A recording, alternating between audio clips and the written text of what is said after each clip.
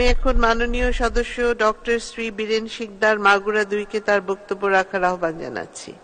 আপনার সময় 5 মিনিট। মাননীয় স্পিকার, আপনাকে ধন্যবাদ। মাননীয় স্পিকার, 2024-25 অর্থ বছরের বাজেটের উপর আলোচনার সুযোগ দেওয়ার জন্য আপনাকে আবারও ধন্যবাদ। বিগত 6 জুন টেকসই উন্নয়নের পরিক্রমায় স্মার্ট বাংলাদেশের স্বপ্নযাত্রা শিরোনামে 2024-25 অর্থ বছরের বাজেট মাননীয় অর্থমন্ত্রী আবুল হাসান মাহমুদ আলী এমপি সংসদে উপস্থাপন করায় তাকেও আমি আন্তরিক ধন্যবাদ জানাচ্ছি। মাননীয় স্পিকার, বাজেট আলোচনার শুরুতেই আমি স্মরণ করছি বাঙালি জাতিসত্তা বিকাশের মহানায়ক জাতির পিতা বঙ্গবন্ধু শেখ মুজিবুর রহমানকে স্মরণ করছি, তার যোগ্য সহধর্মিণী বেগম ফজিলাতুন্নেসা মুজিব সহ 1975 সালের 15ই আগস্ট কাল রাত্রিতে যারা বঙ্গবন্ধু পরিবারের শহীদ হয়েছিলেন সবাইকে আমি স্মরণ করছি এবং জাতীয় 4 নেতা, মুক্তিযুদ্ধের শহীদ 30 লক্ষ শহীদ এবং 2 লক্ষ নির্যাতিতা মা বোনকে আমি স্মরণ করছি। আমি ধন্যবাদ জানাচ্ছি আমার নির্বাচনী এলাকার জনগণকে যারা পাঁচবার আমাকে বিপুল ভোটে বিজয়ী করে এই সংসদে পাঠিয়েছেন। আমি মাননীয় প্রধানমন্ত্রী আমাদের প্রিয় নেত্রী দেশরত্ন শেখ হাসিনার কাছে কৃতজ্ঞতা জ্ঞাপন করি যে তিনি 5বার আমাকে মনোনয়ন দিয়ে এই সংসদে প্রতিনিধিত্ব করার সুযোগ করে দিয়েছেন। মাননীয় স্পিকার, মাননীয় অর্থমন্ত্রী এই অর্থ বছরের জন্য 7,97,000 কোটি টাকার বাজেট উপস্থাপন করেছেন। গত বছরের বাজেটের আকার ছিল 7,61,785 কোটি টাকা। গত বছরের বাজেটের থেকে এবারের বাজেটের আকার বৃদ্ধি পেয়েছে 4.6%। আমরা জানি সমগ্র পৃথিবীতে করোনার নেতিবাচক প্রভাব, ইউক্রেন রাশিয়ার যুদ্ধের কারণে সমগ্র পৃথিবীতে অর্থনৈতিক মন্দা সত্ত্বেও সবকিছুকে মোকাবেলা করে গত বছরের বাজেটের থেকে এবার বৃহৎ বাজেট উপস্থাপন করা সম্ভব হয়েছে আমাদের মাননীয় প্রধানমন্ত্রী আমাদের প্রিয় নেত্রী দেশরত্ন শেখ হাসিনার সুযোগ্য নেতৃত্ব এবং বলিষ্ঠতার কারণে। মাননীয় স্পিকার, এবারের বাজেটে ঘাটতি ধরা হয়েছে 2,51,600 কোটি টাকা। গত বছরেও ঘাটতি বাজেট ছিল, কিন্তু সে ঘাটতি মোকাবেলা করে বাজেট বাস্তবায়ন করা সম্ভব হয়েছিল। এবারও আশা করি এই ঘাটতি পূরণ করে আমরা বাজেট আমাদের এবারেও সঠিকভাবে বাস্তবায়িত হবে। মাননীয় স্পিকার,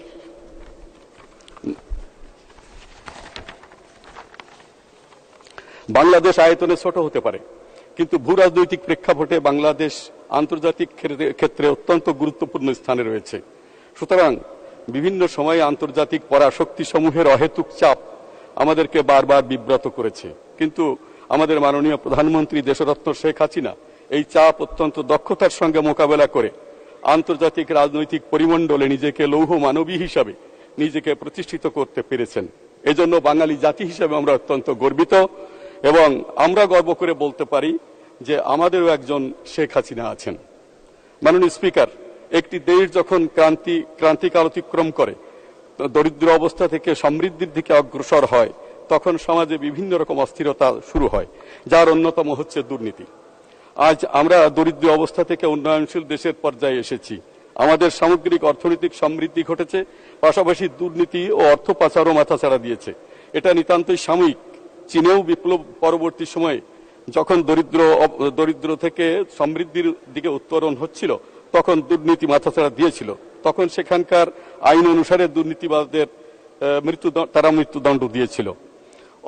অর্থ আছে বলেই দুর্নীতি হয়, অর্থ আছে বলেই অর্থ পাচার হয়।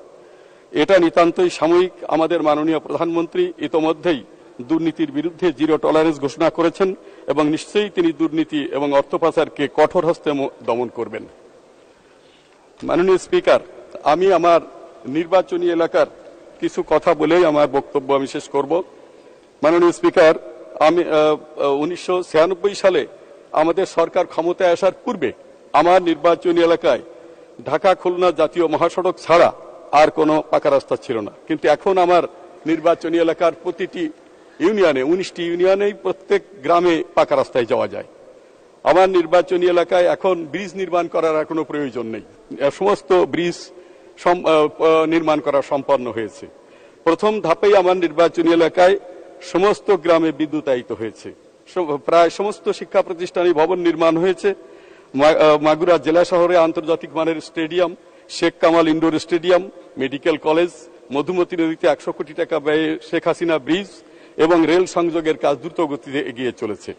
মাননীয় স্পিকার, আমার নির্বাচনী এলাকার সীমানা দিয়ে মধুমতি নদী প্রবাহিত হয়েছে। এই নদীর ভাঙনে মোহাম্মদপুর 2 মিনিট। মোহাম্মদপুর উপজেলার পূর্ব অংশে ভাঙন কবলিত।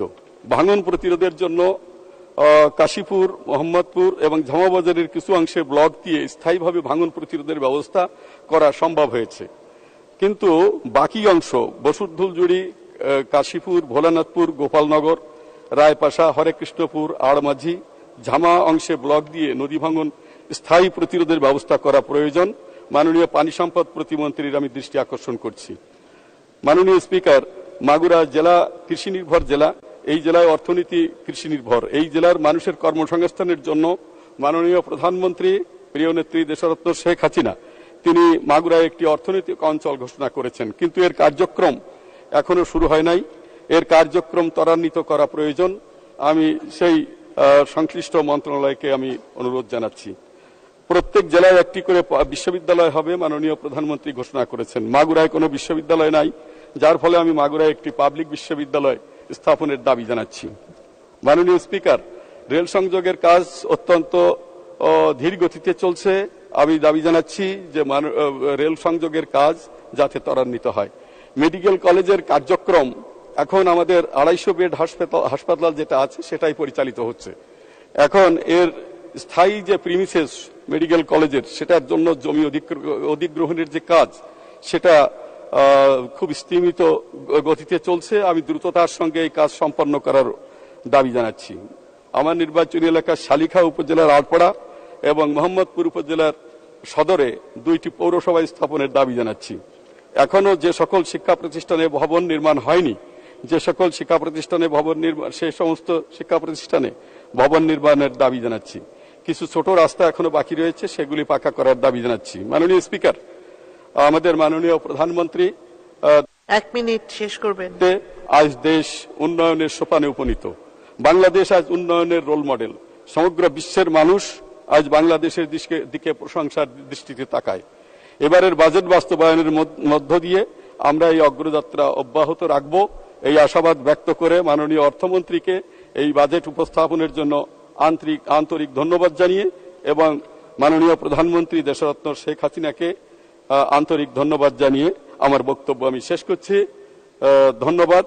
জয় বাংলা, জয় বঙ্গবন্ধু, জয়তু শেখ হাসিনা। বাংলাদেশ চিরজীবী হোক। ধন্যবাদ মাননীয় সদস্য।